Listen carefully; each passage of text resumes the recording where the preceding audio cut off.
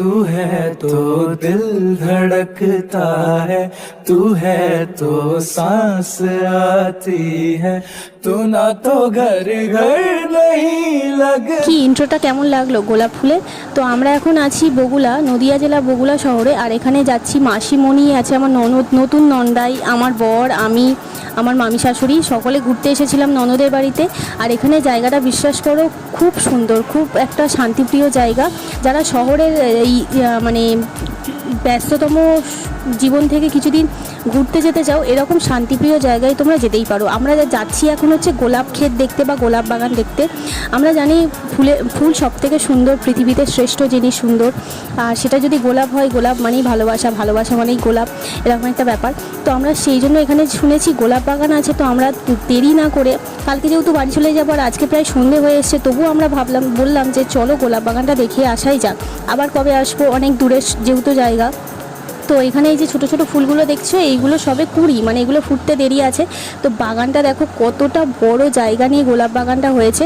এখানে সব কিছুই না চাষ, তিল, পটল, নানা রকম সবজি, রজনীগন্ধা, গোলাপ ফুল সব কিছুই চাষ। এখান থেকে চাষ করে মার্কেটে পাঠানো হয়, নানান জায়গার মার্কেটে দূর দূরান্তরে এই ফুল পৌঁছে যায়, তারপর আমাদের হাতে আসে। তো যাই হোক, ফুলগুলো একেবারে রেডি তুলে মার্কেটে দেওয়ার জন্য। আর ফুলগুলো তুলছিল তখন আমরা এসেছি। আমরা বললাম একটু ফুলগুলো যেন রাখা হয়, আমরা ছবি তুলবো, ভিডিও করবো। তো ওনাদের কাজ ফেলে রেখে বলি, নিজেদের এতটা ব্যস্ততম সময় থেকেও আমাদের ভিডিও করার জন্য সময় দিয়েছে। তা তোমাদের জন্য একটা ছোট্ট গোলাপ ফুলের সিনেমাটিক শট দেখে নাও।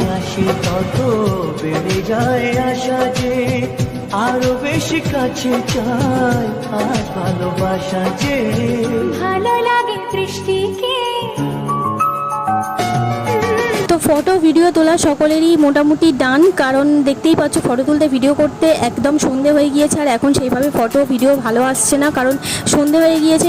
এখন ফোনের ফ্ল্যাশ জেলে ফটো তোলা হচ্ছে, মানে দেখা যাচ্ছে না সেইভাবে কিছু। আর ফুল যেগুলো মানে অনেক ফুল নিয়ে ওরা চলে গিয়েছে, তারপরে অনেক ফুল পড়েছিল, সেইগুলোই গুড়িয়ে গাড়িয়ে নিচ্ছিলাম। আর আমি একটু চাইছিলাম ভিতরের দিকে ঢুকতে বাগানের, কিন্তু বারবার এরকম শাড়ির আঁচল জড়িয়ে যাচ্ছিলো, মানে কাঁটায় আটকে যাচ্ছিলো। আর আমার শাড়ির আঁচলও ছিঁড়ে গিয়েছে একটুখানি। ভিতরের দিকে খুব ইচ্ছা ছিল অনেকটা ভিতরের দিকে, শেষের দিকে যাওয়ার, কিন্তু সকলে বারণ করছিল, বললো যে সন্ধে হয়ে গেছে আর ভিতরের দিকে না যেতে। তো ওই জন্য গেলাম না। আবার যদি নেক্সট টাইম কোনো দিন আসি, অবশ্যই এই বাগানটা পুরোটা ঘুরে দেখার ইচ্ছা রইল। তো আজকের ভিডিও এই পর্যন্তই। আশা করি ভালো লেগেছে। তোমাদের কেমন লেগেছে আমাকে কমেন্ট করে জানাবে। তোমরা কারা কারা এত সুন্দর গোলাপ ক্ষেত দেখেছো সেটাও আমাকে কমেন্ট করে জানাবে।